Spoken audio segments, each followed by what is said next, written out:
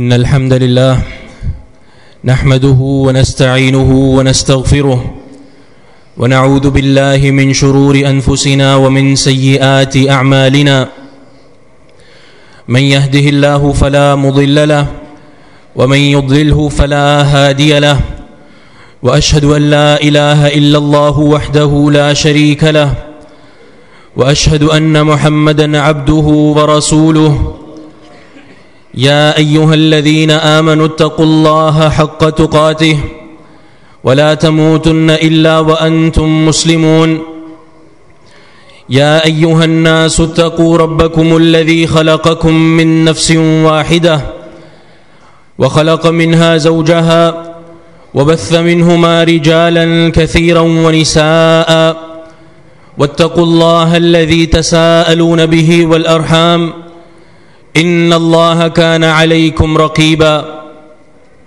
يا أيها الذين آمنوا اتقوا الله وقولوا قولا سديدا يصلح لكم أعمالكم ويغفر لكم ذنوبكم ومن يطع الله ورسوله فقد فاز فوزا عظيما أما بعد فإن أصدق الكلام كلام الله وأحسن الهدي هدي محمد صلى الله تعالى عليه وعلى آله وسلم وشر الأمور محدثاتها وكل محدثة بدعة وكل بدعة ضلالة إن الله وملائكته يصلون على النبي يا أيها الذين آمنوا صلوا عليه وسلموا تسليما اللهم صل على محمد وعلى آل محمد كما صليت على إبراهيم وعلى آل إبراهيم إنك حميد مجيد اللهم بارك على محمد وعلى آل محمد كما باركت على إبراهيم وعلى آل إبراهيم إنك حميد مجيد سبحانك لا علم لنا إلا ما علمتنا إنك أنت العليم الحكيم رب اشرح لي صدري ويسر لي أمري واحلل عقدة من لساني يفقه قولي أعوذ بالله السميع العليم من الشيطان الرجيم من همزه ونفخه ونفثه بسم الله الرحمن الرحيم قال الله تعالى إنا أرسلناك شاهدا ومبشرا ونذيرا لتؤمنوا بالله ورسوله وتعزروه وتوقروه وتسبحوه بكرة وأصيلا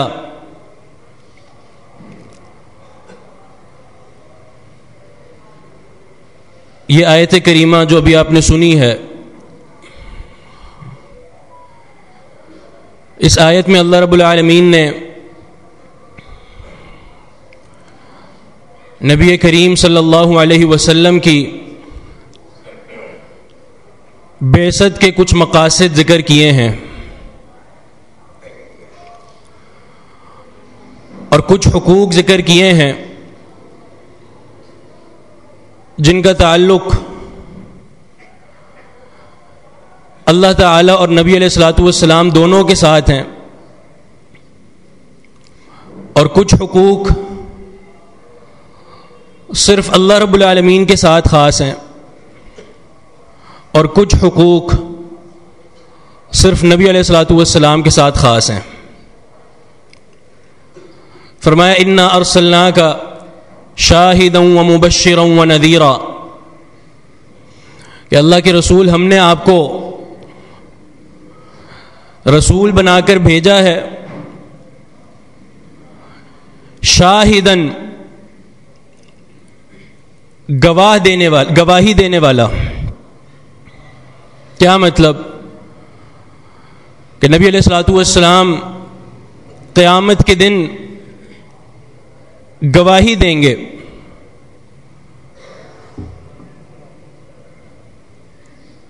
وہ مبشرہ اور خوشخبری دینے والا، وہ نذیرہ اور ڈرانے والا۔ پھر فرمایا کہ ہم نے آپ کو ان سارے اوصاف کے ساتھ جو رسول بنا کر بھیجا ہے اس کے مقاصد کیا ہیں؟ فرمایا لِتُؤْمِنُوا بِاللَّهِ وَرَسُولِهِ،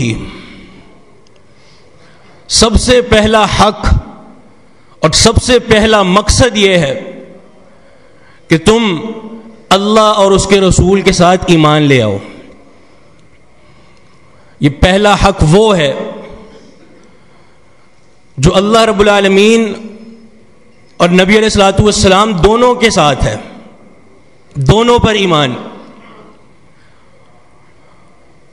پھر فرمایا وَتُعَزِّرُوهُ، ایک اور مقصد یہ ہے کہ تم اس رسول کی حمایت کرو، نصرت کرو، تائید کرو۔ وَتُوَقِّرُوهُ، اور اس رسول کی تعظیم بجا لاؤ۔ وَتُسَبِّحُوهُ بُكْرَةً وَأَصِيلًا، یہ دو حقوق نصرت اور تعظیم یہ نبی علیہ الصلوۃ والسلام کے ساتھ بیان کیے، اور آخری حق اللہ رب العالمین نے اپنا بیان کیا، وَتُسَبِّحُوهُ بُكْرَةً وَأَصِيلًا، کہ صبح شام اللہ رب العالمین کی تسبیح بیان کرو۔ یہ نبی علیہ الصلوۃ والسلام کی بعثت کے مقاصد میں سے چند مقاصد یہاں پر ذکر ہیں۔ اس آیت پر غور کریں تو کچھ حقوق ہمارے سامنے آتے ہیں جن کا تعلق نبی علیہ الصلوۃ والسلام کے ساتھ ہے، ان پر غور کیا جائے۔ سب سے پہلی بات، سب سے پہلا حق نبی علیہ الصلوۃ والسلام کے ساتھ ایمان لانا۔ بلا شبہ ہم سب کا ہمارے آخری نبی محمد الرسول اللہ صلی اللہ علیہ وسلم پر ایمان ہے، آپ کی رسالت پر، آپ کے ختم نبوت پر ایمان ہے، لیکن اللہ رب العالمین اس ایمان کی زیادتی طلب کرتا ہے۔ اس ایمان میں مضبوطی ہونی چاہیے، صلابت ہونی چاہیے، اور اسی لیے فرمایا یا ایھا الذین آمنوا آمنوا باللہ ورسولہ، اے ایمان والوں اللہ اور اس کے رسول کے ساتھ ایمان لاؤ۔ کیا مطلب؟ ایک طرف ان کو ایمان والا بھی کہا جا رہا ہے اور دوسری طرف ان کو یہ حکم بھی دیا جا رہا ہے کہ ایمان لے کر آؤ۔ کیا فصاحت اور بلاغت کا عالم ہے کہ یہ ایمان، اس میں اضافہ ہوتے رہنا چاہیے۔ بھلے تمہارا اللہ اور اس کے رسول پر ایمان ہے، لیکن ہمیشہ اس ایمان میں مضبوطی آنی چاہیے۔ مسند احمد کی حدیث ہے، رسول اللہ صلی اللہ علیہ وسلم فرماتے ہیں ان الایمان لیخلق فی جوف احدکم کما یخلق الثوب، ایمان تمہارے دل میں بوسیدہ ہو جاتا ہے اسی طرح جس طرح تم کپڑے کو پہن پہن کر بوسیدہ کر دیتے ہو، ایمان بھی دل میں بوسیدہ ہو جاتا ہے۔ فاسألوا اللہ ان یجدد ایمانکم، اللہ تعالیٰ سے دعا کیا کرو کہ اللہ تعالیٰ ہمیشہ تمہارے ایمان کو تازہ دم رکھے، ہمیشہ تمہارا ایمان مضبوط سے مضبوط تر ہوتا جائے۔ اسی لیے فرمایا ہے ایمان والوں کو مخاطب کر کے کہ ایمان لے کر آؤ، مطلب ایمان میں تمہارے مزید اضافہ ہوتے رہنا چاہیے۔ اس ایمان کا وصف یہ ہے الایمان یزید و ینقص، یہ کبھی بڑھتا ہے اور کبھی کم ہوتا ہے، اللہ کی اطاعت پر بڑھتا ہے اور شیطان کی بات ماننے سے گھٹتا ہے۔ تو اس ایمان کے اضافے کا اللہ تعالیٰ نے ہمیں بتایا کہ ایمان میں مضبوطی ہونی چاہیے۔ رسول اللہ صلی اللہ علیہ وسلم پر ایمان لانا یہ سب سے اولی مقصد ہے اور سب سے پہلا حق ہے آپ کے بارے میں۔ صحیح مسلم کی حدیث ہے، آپ فرماتے ہیں والذی نفس محمد بیدہ لا يسمع بی احد من هذه الامة یہودی ولا نصرانی ثم يموت ولم يؤمن بالذی ارسلت به الا كان من اصحاب النار۔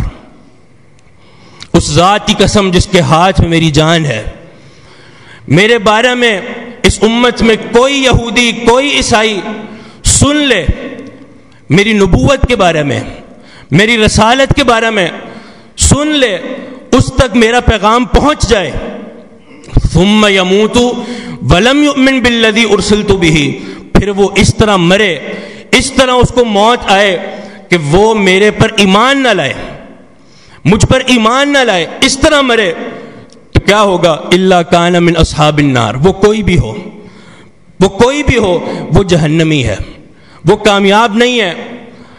قیامت تک آنے والے تمام لوگوں کے لیے آپ کو نبی بنا کر بھیج دیا گیا، اور تمام لوگوں کے لیے آپ پر ایمان لانے کو فرض اور لازم قرار دے دیا گیا، نجات کا ذریعہ بنا دیا گیا کہ سب سے پہلا حق نبی علیہ السلام پر ایمان لانا ہے۔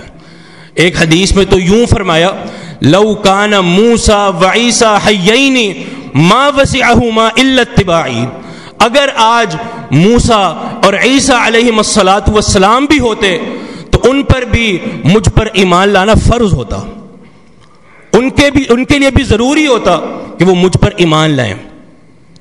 یہ پہلا حق ہے نبی علیہ السلام کا، کامل اور مکمل ایمان، وہی ایمان جس کے بارے میں سیدنا ابو بکر صدیق رضی اللہ عنہ کا جو ایمان بتایا گیا اور جو ان کو لقب دیا گیا صدیق، وہ کیوں دیا گیا ہے؟ وہ اسی لیے دیا گیا ہے کہ ان جیسا ایمان اس کی نظیر اور مثال نہیں ملتی۔ ان کا جو ایمان کا عالم تھا نبی علیہ السلام کے ساتھ، اس کی کوئی اور مثال نہیں ملتی۔ نبی علیہ السلام نے ایک مرتبہ فرمایا تھا، کوئی معاملہ ہو گیا تھا ابو بکر اور عمر رضی اللہ عنہما کے مابین، صحیح بخاری کی حدیث ہے۔ آپ نے کیا فرمایا تھا کہ ابو بکر کو برا مت کہا کرو، لما بعثنی اللہ بالحق قلتم کذبت وابو بکر قال صدقت، جب مجھے اللہ رب العالمین نے نبی بنا کر بھیجا تھا اس وقت تم سب نے کہا تھا کہ آپ جھوٹے ہیں، اکیلے ابو بکر نے کہا تھا کہ آپ سچے ہیں، اور پھر میری نصرت اور تائید کی، مجھ پر اپنی جان اور اپنے مال کو قربان کر دیا۔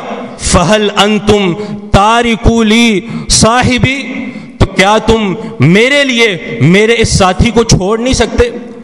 اپنی زبانوں کو دراز کرنا اس کے بارے میں چھوڑ نہیں سکتے؟ یہ ان کا مقام، ان کے ایمان کا عالم۔ اور مستدرک حاکم کی ایک حدیث ہے جس سے پتہ چلتا ہے کہ ابو بکر رضی اللہ عنہ کو صدیق لقب کیوں ملا گیا۔ عائشہ رضی اللہ عنہا اس حدیث کی راویہ ہیں، وہ فرماتی ہیں جب نبی علیہ السلام کو اسراء اور معراج ہوا، اسراء زمینی سفر، ایک ہی رات میں نبی علیہ السلام کو مکہ مکرمہ سے بیت المقدس لے جایا گیا، اور معراج وہ سفر جو آسمانی سفر ہے، جب نبی علیہ السلام کو آسمانوں کی سیر کرائی گئی، تو جب نبی علیہ السلام کو اسراء ہوا، زمینی سفر، ایک ہی رات مکہ سے بیت المقدس لے جایا گیا، اگلے دن نبی علیہ السلام نے قریش کو خبر دی، سب نے جھٹلایا، سب نے مذاق اڑایا، اور ابو بکر رضی اللہ عنہ کے پاس آ گئے۔ آپ اپنے ساتھی کو نہیں دیکھتے، یزعم انہ اسری بہ الی بیت المقدس، آپ اس کو دیکھتے نہیں، وہ کہتا ہے کہ آج ایک ہی رات میں مجھے بیت المقدس لے جایا گیا اور وہاں سے واپس لایا گیا۔ ابو بکر رضی اللہ عنہ کا جواب، اوا قال ذلک، کیا میرے ساتھی نے ایسا ہی کہا ہے؟ قریش نے کہا جی ہاں، آپ کے ساتھی نے ایسا ہی کہا ہے۔ قریشیوں کا مقصد مذاق اڑانا تھا کہ اب تو ابو بکر رضی اللہ عنہ اپنے ساتھی جس پر ایمان لائے ہیں، اب تو اس ایمان سے باز آ جائیں گے۔ تو ابو بکر رضی اللہ عنہ نے کیا کہا؟ لئن قال کذالک لقد صدق، لئن قال کذاک لقد صدق، اگر میرے ساتھی نے اسی طرح ہی کہا ہے تو واللہ وہ اس بات میں بھی سچے ہیں۔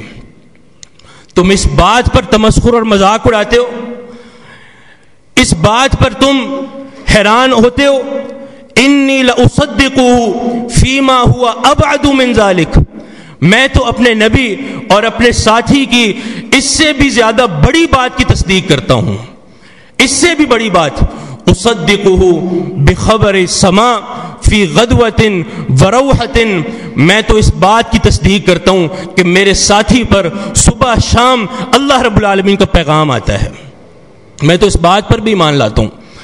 عائشہ رضی اللہ عنہ فرماتی ہیں فَلِذَلِكَ سُمِّيَ ابو بکر الصدیق، اسی واقعے کے بعد ابو بکر رضی اللہ عنہ کو صدیق کا لقب دے دیا گیا۔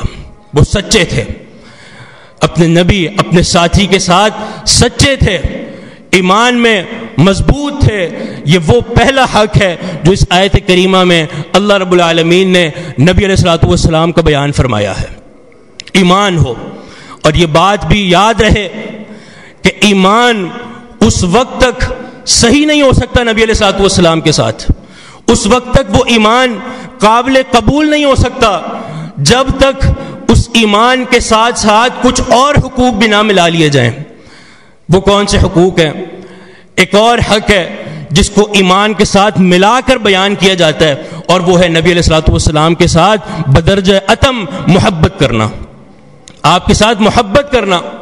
رسول اللہ صلی اللہ علیہ وسلم کی حدیث ہے، والذی نفسی بیدہ لا یؤمن احدکم حتی اکون احب الیہ من ولدہ ووالدہ والناس اجمعین، اس ذات کی قسم جس کے ہاتھ میں میری جان ہے، تم اس وقت تک مومن نہیں ہو سکتے جب تک تم اپنی اولاد، اپنے باپ داداؤں، اپنے خاندان، اپنے بیوی بچوں، الغرض سب سے بڑھ کر مجھ سے محبت نہ کرنے لگ جاؤ۔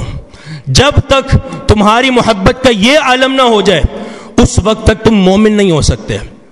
ایک مرتبہ عمر رضی اللہ عنہ نے کہا تھا، یا رسول اللہ، اے اللہ کے رسول، انت احب الی من کل شیء الا من نفسی، آپ مجھے ہر چیز، ہر انسان سے زیادہ محبوب ہیں سوائے میرے اپنی ذات کے، میرے اپنی جان کے۔ سب سے زیادہ میں اپنی جان سے محبت کرتا ہوں، اس کے بعد سب سے زیادہ آپ سے محبت کرتا ہوں۔ تو رسول اللہ صلی اللہ علیہ وسلم نے کیا فرمایا کہ اے عمر، لا یؤمن احدکم حتی اکون احب الیہ من نفسہ، اس وقت تک کوئی مومن قرار نہیں پا سکتا، مکمل مومن نہیں قرار پا سکتا جب تک وہ مجھ سے اپنی جان سے بھی زیادہ محبت نہ کرنے لگ جائے۔ جب عمر رضی اللہ عنہ نے یہ بات سنی تو فرمایا کہ انت احب الی من نفسی، اے اللہ کے رسول، اب میری بات یہ ہے کہ آپ مجھے میری جان سے بھی زیادہ محبوب ہیں۔ فرمایا الآن یا عمر، ہاں عمر، اب تمہارا ایمان معراج پر اور عروج پر ہے، تمہارا ایمان مکمل ہے۔ کیا پتہ چلا کہ نبی علیہ الصلوۃ والسلام کے ساتھ محبت کرنے کا جو عالم ہے وہ یہی ہونا چاہیے کہ آپ کے ساتھ محبت اپنی جان سے بھی زیادہ ہونی چاہیے۔ اور یہاں پر آپ کو یہ بھی بتاتے چلیں کہ عمر رضی اللہ عنہ کا جو یہ کہنا تھا کہ آپ مجھے سب سے زیادہ محبوب ہیں مگر میری جان کے، یہ بات اپنی حقیقت پر نہیں ہے۔ کیا مطلب؟ یہ عمر رضی اللہ عنہ نے جو بات کہی تھی اس کا مطلب یہ نہیں تھا، واقعتاً اور حقیقتاً یہ مطلب نہیں تھا کہ عمر رضی اللہ عنہ کو اپنی جان زیادہ عزیز تھی، نہیں، یہ عمر رضی اللہ عنہ نے ایک پرائے میں بات کی ہے، ایک اسلوب میں بات کی ہے، وگرنہ اگر حقیقت حال دیکھی جائے، اگر واقعات و شواہد کو دیکھا جائے تو عمر رضی اللہ عنہ کو سب سے زیادہ محبت اللہ کے رسول سے تھی، اپنی جان سے بھی زیادہ عزیز تھے۔ تو عرض کرنے کا مقصد کہ نبی علیہ الصلوۃ والسلام کے ساتھ محبت جب تک ایسی نہ ہو اس وقت تک آپ کے ساتھ ایمان بھی قابل قبول نہیں ہو سکتا۔ ان الایمان لیس بالتحلی ولا بالتمنی ولکن ما وقر فی القلب وصدقته الاعمال، حسن بصری رحمہ اللہ کا یہ قول ہے جس میں اصول بتا دیا گیا کہ ایمان جو ہے وہ ظاہری سجاوٹوں کا نام نہیں ہے، ظاہری نعرے بازیوں کا نام نہیں ہے کہ زبان سے اقرار کرتے جاؤ کہ ہمیں اللہ کے رسول سے بڑی محبت ہے، ہم جان کو قربان کر سکتے ہیں، تو ظاہری سجاوٹوں، ملمہ سازیوں کا نام ایمان نہیں ہے۔ ولیکن ما وقر فی القلب وصدقته الاعمال، ایمان تو وہ ہے جو تمہارے دل میں جاگزین ہو جائے اور پھر تمہارے اعمال، تمہارا کردار اس ایمان کی دلیل بن جائے، وہ ہے ایمان۔ کہ نبی علیہ الصلوۃ والسلام سے ایمان اسی وقت قابل قبول ہے، اسی وقت اپنے عروج پر ہے جب آپ کے ساتھ محبت بھی ہو۔ قل ان کان آباؤکم وابناؤکم واخوانکم وازواجکم وعشیرتکم واموال اقترفتموها وتجارۃ تخشون کسادها ومساکن ترضونها احب الیکم من اللہ ورسولہ وجہاد فی سبیلہ فتربصوا حتی یأتی اللہ بامرہ۔ اللہ تعالیٰ یہاں پہ یہ فرما رہا ہے کہ اگر تمہارے باپ دادا، تمہارا خاندان، تمہاری برادری، تمہارا مال و دولت، تمہاری تجارت، یہ سب اگر تمہیں اللہ اور اس کے رسول سے زیادہ محبوب ہے تو فتربصوا، تو اللہ تعالیٰ کے عذاب کا پھر انتظار کرو. اللہ تعالیٰ کا عذاب آنے والا ہے اگر ان میں سے کوئی چیز تمہیں اللہ اور اس کے رسول سے زیادہ محبوب ہے. نہیں، نبی علیہ الصلوۃ والسلام سے محبت سب سے بلند ہے، سب سے عظیم ہے. النبی اولا بالمؤمنین من انفسہم وازواجہ امہاتہم. سورہ احزاب میں خبر دے دی گئی، مومنین کے بارے میں خبر دے دی گئی کہ مومنین کا حال اور ان کا وصف یہ ہے کہ ان کے دلوں میں سب سے زیادہ محبت اگر کسی کی ہے تو وہ اللہ کے رسول کی ہے صلی اللہ علیہ وسلم. رسول اللہ صلی اللہ علیہ وسلم کی حدیث ہے، ما من مؤمن الا وانا اولى الناس به. کوئی ایسا مومن نہیں ہے اس کو مومن قرار دیا جا سکتا ہے ہی نہیں. کون؟ جس کے دل میں سب سے زیادہ محبت مجھ سے نہ ہو. مومن وہی ہے جس کے دل میں سب سے زیادہ محبت میرے بارے میں ہے. پھر فرمایا اقرؤوا ان شئتم، اگر تم پڑھنا چاہو تو اللہ رب العالمین کا یہ کلام پڑھ لو، یہ آیت پڑھ لو، النبی اولا بالمؤمنین من انفسہم. نبی علیہ الصلوۃ والسلام کے ساتھ محبت سب سے بلند اور سب سے عظیم تر ہونی چاہیے. اس محبت کی کوئی نظیر نہ ہو، اس کے برابر بھی کوئی نہ ہونا چاہیے. نبی علیہ الصلوۃ والسلام سے محبت سب سے عظیم ہے. اور یہ بھی آپ کو بتا دیں، نبی کریم صلی اللہ علیہ وسلم سے محبت اس وقت تک قابل قبول نہیں ہے جب تک آپ کی مکمل فرما برداری نہ کی جائے، جب تک آپ کی اطاعت نہ کی جائے، اتباع نہ کی جائے. قل ان کنتم تحبون اللہ فاتبعونی یحببکم اللہ ویغفر لکم ذنوبکم. اگر تم اللہ تعالیٰ سے محبت کے دعوے دار ہو تو دلیل پیش کرنی پڑے گی. اور دلیل کیا ہے؟ فاتبعونی. اگر محبت میں سچے ہو تو میری اتباع کر کے دکھانا ہوگا، میری مکمل فرما برداری کرنی ہوگی، اتباع بھی کرنی ہوگی، اطاعت بھی کرنی ہوگی. اور اطاعت اتباع سے عظیم لفظ ہے. اتباع ہر کسی کی ہو سکتی ہے، لیکن اطاعت کس کو کہتے ہیں؟ اطاعت دل کی خوشی، دل کی رضامندی اور اس ذات کی محبت کے ساتھ ہوتی ہے. ثم استوى الى السماء وهي الدخان فقال لها وللارض ائتيا طوعا او كرها. اللہ تعالیٰ نے آسمان و زمین کی خلقت سے پہلے آسمان و زمین سے یہ فرمایا تھا، ائتیا طوعا او کرہا، کہ بن جاؤ اور آ جاؤ، طوعا او کرہا، چاہے تمہارا یہ آنا تمہاری خوشی کے ساتھ ہو یا تمہارا یہ آنا کراہت اور زبردستی کے طور پر ہو، بات کو ماننا پڑے گا. طوعا او کرہا. تو انہوں نے کیا کہا آسمان و زمین نے؟ اتینا طائعین، ہم دل کی خوشی کے ساتھ اور تیری محبت کے ساتھ تیری بات کو ماننے والے ہیں. اس لفظ سے کیا پتہ چلتا ہے؟ طوعاً، اسی سے اطاعت نکلا ہے کہ اطاعت اس ذات کی محبت کے ساتھ ہوتی ہے، اور اطاعت اس ذات کی تعظیم کے ساتھ ہوتی ہے، اور وہ اطاعت خوشی کے ساتھ ہوتی ہے، زبردستی کے طور پر نہیں ہوتی. تو نبی علیہ الصلوۃ والسلام سے محبت اسی وقت ہو سکتی ہے جب آپ کے ساتھ مکمل اطاعت اور اتباع کا جذبہ نہ ہو. یہ لفظ اطاعت آپ نے سنا، اور اتباع کس سے نکلا ہے؟ اتباع طبیعہ سے نکلا ہے. طبیعہ کسے کہتے ہیں؟ اس گائے کے بچے کو کہتے ہیں جو بچہ اپنی ماں کی ایک ایک عادت کو اپناتا ہے، اسے کہتے ہیں طبیعہ. اور اسی سے اتباع نکلا ہے کہ نبی علیہ الصلوۃ والسلام کے ساتھ اتباع کا یہی عالم ہونا چاہیے. ایمانیات ہوں، توحید ہوں، خلق ہوں، عبادات ہوں، ہر معاملے میں نبی علیہ الصلوۃ والسلام کی مکمل اتباع ہونی چاہیے.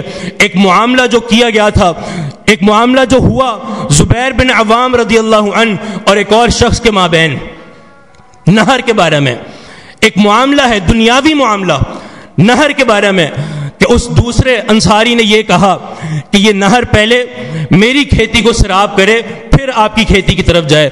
زبیر رضی اللہ عنہ کا کہنا یہ تھا کہ میرا کھیت تمہاری سے پہلے ہے، تمہاری کھیتی سے پہلے میرا کھیت آتا ہے، تو یہ نہر کا پانی پہلے میری کھیتی کو سیراب کرے، اس کے بعد تمہاری طرف جانی چاہیے۔ یہ معاملہ نبی علیہ الصلوۃ والسلام تک پہنچا۔ نبی علیہ الصلوۃ والسلام نے دیکھ کر زبیر رضی اللہ عنہ کے حق میں فیصلہ فرما دیا، تو اس انصاری سے ایک بات یہ نکل گئی کہ ان کان ابن عمتک، آپ نے یہ فیصلہ اس لیے جاری کیا ہے کیونکہ زبیر آپ کی پھپھی کے بیٹے ہیں۔ آیت نازل ہو گئی، فلا وربک لا یؤمنون حتی یحکموک فیما شجر بینہم ثم لا یجدوا فی انفسہم حرجا مما قضیت ویسلموا تسلیما۔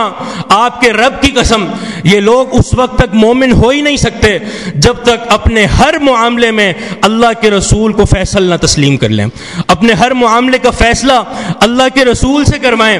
ثم لا یجدوا فی انفسہم حرجا مما قضیت، پھر جو اللہ کے رسول اس بارے میں فیصلہ کریں، اس فیصلے کے بارے میں ایک رائی کے دانے کے برابر بھی حرج محسوس نہ کریں، وَيُسَلِّمُوا تَسْلِيمًا، اور اس کو صحیح اور مکمل طور پر تسلیم کر لیں، اس وقت تک مومن نہیں ہو سکتے۔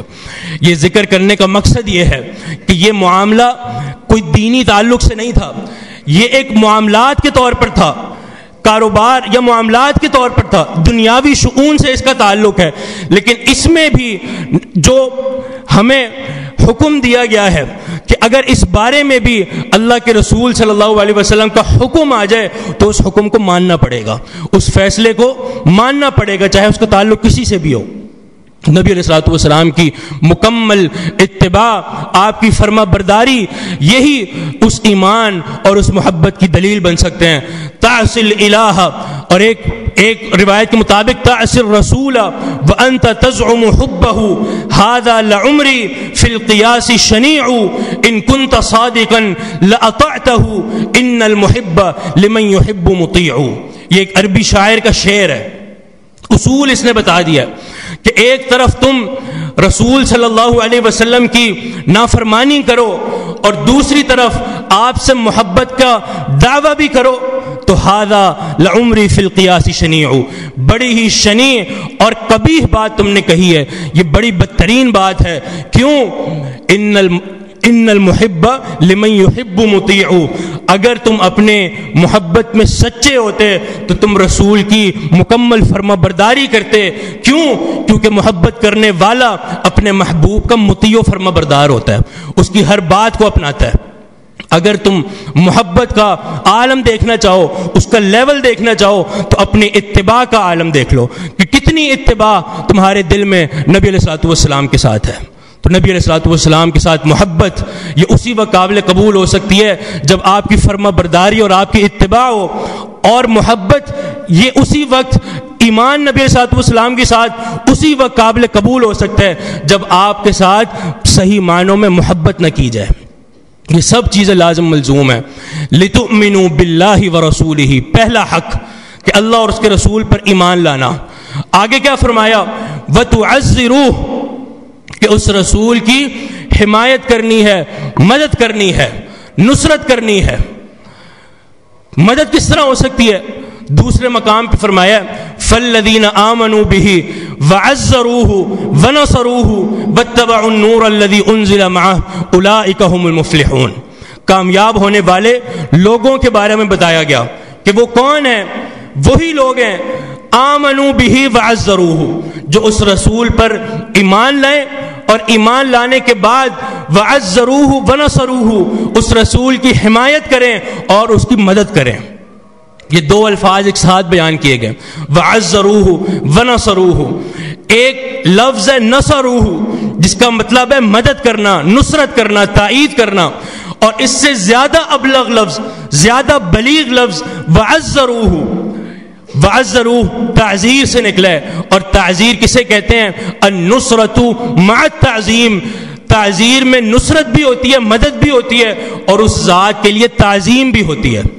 تو یہ زیادہ بلیغ لفظ ہے، حمایت کرنا، کہ کامیاب وہی لوگ ہیں جو اللہ کے رسول پر ایمان بھی لائیں اور اس کی حمایت بھی کریں اور اس کی نصرت و تائید بھی کریں۔ واتبعوا النور الذی انزل معہ، اور اس وحی کی اتباع کریں جو وحی وہ رسول لے کر آئے ہیں۔ یہی لوگ کامیاب ہیں، یہی لوگ کامیاب ہیں۔ نبی علیہ الصلوۃ والسلام کی حمایت نصرت یہ کس طرح ہو سکتی ہے؟ رسول اللہ صلی اللہ علیہ وسلم کی ایک حدیث بھی ہے صحیح مسلم کی، الدین النصیحہ، یہ دین صرف خیر خواہی کا نام ہے، ہر ذات کے لیے ہر چیز کے لیے خیر خواہی ہے۔ 5 چیزیں آپ نے ذکر کی، ان میں سے ایک چیز ولی رسول ہی، یہ دین جو صرف خیر خواہی کا درس دیتا ہے، یہ خیر خواہی اپنے رسول کے ساتھ بھی ہونی چاہیے، اپنے رسول کے ساتھ خیر خواہی۔ علامہ نووی رحمہ اللہ نے رسول کے ساتھ خیر خواہی کے معنی کو بیان کیا، نصرہ حیا و میتا، رسول کے ساتھ خیر خواہی اس وقت ہوگی جب آپ کی نصرت کی جائے، حمایت کی جائے، حیا و میتا، اس وقت بھی جب نبی علیہ الصلوۃ والسلام موجود تھے، اور آج بھی جب نبی علیہ الصلوۃ والسلام ہمارے یہاں موجود نہیں ہیں، ہر حال میں آپ کی نصرت کرنی ہے۔ جب آپ موجود تھے، زندہ تھے، اس وقت صحابہ کرام نے نصرت اور تائید کی، آپ کا تعاون کیا، اور ایسا تعاون کہ اپنے جان، اپنے مال، ہر چیز کو آپ کے لیے قربان کر دیا۔ ایسی مثال اور مل ہی نہیں سکتی، بے شمار مثالیں ہیں۔ غزوہ احد اٹھا کر دیکھ لیجئے، اس کا پس منظر دیکھ لیجئے۔ ایک صحابی کا اس میں ذکر آتا ہے جن کا نام ہے طلحہ بن عبید اللہ رضی اللہ عنہ۔ ایک صحابی ان کے بارے میں خبر دیتے ہیں کہ جو تیر نبی علیہ الصلوۃ والسلام کی طرف آ رہا تھا، اس تیر کو وہ اپنے ہاتھ میں لے لیتے تھے۔ ہر تیر ایک معاملے، ایک اپنا لمحے میں مسلمان کچھ پستی کا شکار ہوئے، اور نبی علیہ الصلوۃ والسلام کے ارد گرد بہت چند صحابہ موجود تھے، ان میں سے ایک صحابی طلحہ بھی تھے۔ ہر وہ تیر جو نبی علیہ الصلوۃ والسلام کی طرف آ رہا تھا، اسے اپنے ہاتھ میں لے لیتے تھے، اور یہ ہاتھ نکارہ ہو چکا تھا۔ رأیت ید طلحة شلا وقع بها النبی صلی اللہ علیہ وسلم یوم احد۔ صحابی کہتے ہیں غزوہ احد کے بعد میں نے طلحہ کے ہاتھ کو دیکھا، آپ کا ہاتھ شل اور نکارہ ہو چکا تھا۔ کیوں؟ کیونکہ اس ہاتھ نے نبی علیہ الصلوۃ والسلام کی نصرت کی ہے، نبی علیہ الصلوۃ والسلام کی طرف آنے والے تیروں کو بچایا ہے۔ ایک اور صحابی کا اسی غزوہ میں ذکر ملتا ہے، سعد بن ابی وقاص رضی اللہ عنہ۔ اسی لمحے میں نبی علیہ الصلوۃ والسلام نے سعد رضی اللہ عنہ سے فرمایا تھا، کیا فرمایا تھا؟ علی رضی اللہ عنہ کا قول پہلے سن لیجئے۔ فرماتے ہیں ما سمعت رسول اللہ صلی اللہ علیہ وسلم یفدی احدا لغیر سعد سمعته یقول، کہتے ہیں میں نے نبی علیہ الصلوۃ والسلام کو کبھی نہیں سنا کہ آپ نے کسی صحابی کے لیے اپنے ماں باپ کو قربان کیا ہو۔ ہاں ایک صحابی کو سنا، سعد بن ابو وقاص رضی اللہ عنہ۔ غزوہ احد میں نبی علیہ الصلوۃ والسلام نے ان سے فرمایا تھا، ارمی یا سعد فداک ابی و امی، اے سعد خوب تیر چلاؤ، تم پر میرے ماں باپ قربان ہوں۔ یہ وہ نصرت اور تائید جو صحابہ کرام رضوان اللہ علیہم اجمعین نے نبی علیہ الصلوۃ والسلام کے ساتھ کی آپ کی زندگی میں جب آپ موجود تھے۔ بے شمار مثالیں ہیں۔ وہ نصرت جو نبی علیہ الصلوۃ والسلام کے بعد کی جائے گی، وہ کس طرح ہو سکتی ہے؟ وہ اسی وقت ہو سکتی ہے جب نبی علیہ الصلوۃ والسلام کی طرف جب اغیار اور کفار حملے کریں تو ان حملوں کا جواب بھی دینا ہے، ان حملوں کا جواب دیا جائے گا۔ آج ہم دیکھتے ہیں ہر موقع پر، ہر دوسرے تیسرے دن کوئی نہ کوئی شخص، کوئی نہ کوئی کافر نبی علیہ الصلوۃ والسلام کی ہجوم کرنا شروع کر دیتا ہے، آپ کے بارے میں نازیبہ کلمات ادا کرنا شروع کر دیتا ہے، آپ کی گستاخیاں کرنا شروع کر دیتا ہے۔ تو سب سے پہلا معاملہ جو اہل ارباب اور اہل اختیار پر ہے وہ یہی ہے کہ ان لوگوں سے بدلہ لیا جائے گا، ان کو کیفر کردار تک پہنچایا جائے گا، اسی طرح جس طرح نبی علیہ الصلوۃ والسلام نے ان لوگوں کے ساتھ کیا اپنی زندگی میں۔ بہت سے معاملات، عبداللہ بن خطل ایک شخص تھا جو نبی علیہ الصلوۃ والسلام کے بارے میں برے کلمات ادا کیا کرتا تھا۔ فتح مکہ کا موقع آیا، نبی علیہ الصلوۃ والسلام مکہ میں داخل ہوئے فاتح بن کر، ہر شخص کو امان دے دی گئی، ہر شخص محفوظ ہوا، البتہ کچھ نام آپ نے ذکر کیے کہ ان لوگوں کو جہاں بھی دیکھو وہیں قتل کر دینا۔ ان میں سے ایک شخص تھا عبداللہ بن خطل جو آپ کا گستاخ تھا۔ صحابہ گئے اس کو قتل کرنے تو کیا دیکھا کہ یہ کعبۃ اللہ کے غلاف سے چمٹا ہوا ہے۔ واپس آ کر نبی علیہ الصلوۃ والسلام کو بتایا، عبداللہ بن خطل متعلق باستار الکعبہ، اللہ کے رسول عبداللہ بن خطل تو کعبہ کے غلاف سے چمٹے ہوئے اور امان مانگ رہے۔ نبی علیہ الصلوۃ والسلام نے فرمایا فقتلوہ، اس کو وہیں قتل کر دو، بھلے وہ کعبہ کے غلاف سے بھی چمٹا ہو، اس کو وہیں قتل کر دیا جائے۔ بے شمار دلائل بیان کیے جا سکتے ہیں، ان سب سے یہی پتہ چلتا ہے کہ ایسے لوگ جو نبی علیہ الصلوۃ والسلام کی گستاخی کریں، آپ کے بارے میں نازیبہ کلمات ادا کریں، یا کسی بھی معاملے میں آپ کی شان کو کم کرنے کی کوشش کریں، ان سے بدلہ لینا یہ اہل اختیار کا کام ہے، ان سے بدلہ لینا ان پر فرض ہے۔ ایک عام مسلمان اس کی ذمہ داری کیا ہونی چاہیے؟ اس کی ذمہ داری یہی ہے کہ وہ نبی علیہ الصلوۃ والسلام کی خوب شان بیان کرے، آپ کی شان کو سمجھے، آپ کی سیرت کو پڑھے اور اس کو اپنے اوپر اپنانے کی کوشش کرے، اور جس حد تک اس کے لیے ممکن ہے نبی علیہ الصلوۃ والسلام کا دفاع کرنا، وہ ان کا دفاع کرے گا۔ اگر وہ اپنی زبان سے دفاع کر سکتا ہے تو اس پر اس کی زبان سے دفاع کرنا فرض ہے۔ اگر وہ اپنے قلم سے دفاع کرنا جانتا ہے تو قلم سے لکھ کر نبی علیہ الصلوۃ والسلام کا دفاع کرے گا۔ الغرض جس حد تک اس کے لیے ممکن ہے نبی علیہ الصلوۃ والسلام کا دفاع کرنا، آپ کی نصرت اور تائید کرنا، یہ آج بھی ہر مسلمان کی ذمہ داری ہے۔ نبی علیہ الصلوۃ والسلام کے دور میں قریشیوں نے ایک شعر بنایا اور نبی علیہ الصلوۃ والسلام کے اس میں نازبہ کلمات اس میں ادا کیے۔ نبی علیہ الصلوۃ والسلام نے کیا فرمایا؟ احجو قریشن، قریش کو جواب دو، ان کفار مکہ کو جواب دو۔ انہی اشعار کے بدلے میں انہوں نے بھی اگر زبان سے میرے بارے میں نازیبہ کلمات ادا کیے ہیں تو تم بھی زبان سے ان کا جواب دو اشعار کی صورت میں۔ پہلے ایک صحابی عبداللہ بن رواحہ رضی اللہ عنہ کی طرف بھیجا گیا کہ آپ قریشیوں کو جواب دیں۔ یہ سارا واقعہ صحیح بخاری اور صحیح مسلم میں موجود ہے۔ عبداللہ بن رواحہ رضی اللہ عنہ نے جواب دیا، فلم یرضا، نبی علیہ الصلوۃ والسلام اس جواب سے راضی نہ ہوئے، وہ کوئی مضبوط جواب نہ بن پایا۔ پھر ایک اور صحابی کعب بن مالک رضی اللہ عنہ کی طرف بھیجا گیا، انہوں نے بھی جواب دیا، فلم یرضا، نبی علیہ الصلوۃ والسلام نے فرمایا اب بھی مکمل بات نہیں بنی۔ آخر میں شاعر رسول حسان بن ثابت رضی اللہ عنہ کی طرف قاصد کو بھیجا گیا کہ آپ نے قریشیوں کو اشعار کی صورت میں جواب دینا ہے۔ حسان نے جب سنا کہ اب بات میرے پر آئی ہے تو انہوں نے کیا کہا؟ فَإِنَّهُ الْآن، فَإِنَّهُ آن، اب وہ وقت آ چکا ہے کہ تم نے اس شیر کو دعوت دے دی ہے جو شیر اپنی دم کے ساتھ اپنے دشمنوں کو بھگا دیتا ہے۔ اب حسان نے جواب دینا شروع کیا۔ نبی علیہ الصلوۃ والسلام کا پہلے نسب نامہ معلوم کیا۔ کیوں؟ کیونکہ نبی علیہ الصلوۃ والسلام بھی قریش میں سے تھے، تو کہیں ایسا نہ ہو جواب دینے میں قریشوں کے نسب پر حملہ ہو، اس کی زد میں نبی علیہ الصلوۃ والسلام بھی آ جائیں۔ تو حسان ابو بکر رضی اللہ عنہ کے پاس گئے، اور ابو بکر رضی اللہ عنہ قریش کے نسب کے بہت بڑے عالم تھے۔ انہوں نے نبی علیہ الصلوۃ والسلام کا نسب نامہ کھول کر بیان کر دیا کہ یہ آپ دیکھ لیجئے، یہ نبی علیہ الصلوۃ والسلام کا نسب نامہ ہے۔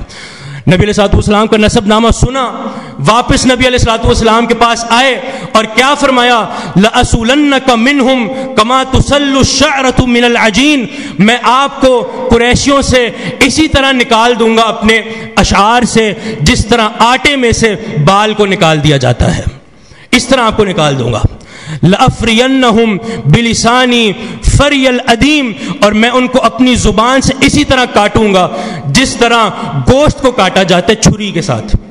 اور پھر جواب دیا، ایسا عظیم جواب کہ قریش کے منہ بند ہو گئے۔ وہ جواب اشعار بہت طویل ہیں، ان میں سے ابتدائی اشعار سن لیجئے۔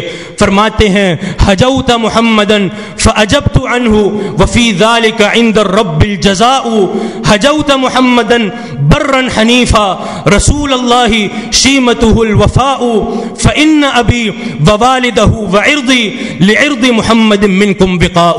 کیا فرمایا کہ تم نے اس رسول کی ہجو کی ہے، اس رسول کی شان کو گھٹانے کی کوشش کی ہے، جو رسول بڑا ہی نیک ہے، بڑا ہی حنیف ہے، وہ رسول کہ شیمتہ الوفا، کہ وفا شعاری تو اس کی عادت ہے اور اس کی علامت ہے، اس کو پہچاننے کے لیے سب سے بڑی دلیل ہی یہی ہے کہ وہ رسول بڑا وفادار ہے، وہ بہت وفا کرنے والا ہے۔ آگے کہا، فَإِنَّ أَبِي وَوَالِدَهُ وَعِرْضِي لِعِرْضِ مُحَمَّدٍ مِّنْكُمْ بِقَاءُ، اب یہ سن لو کہ میرا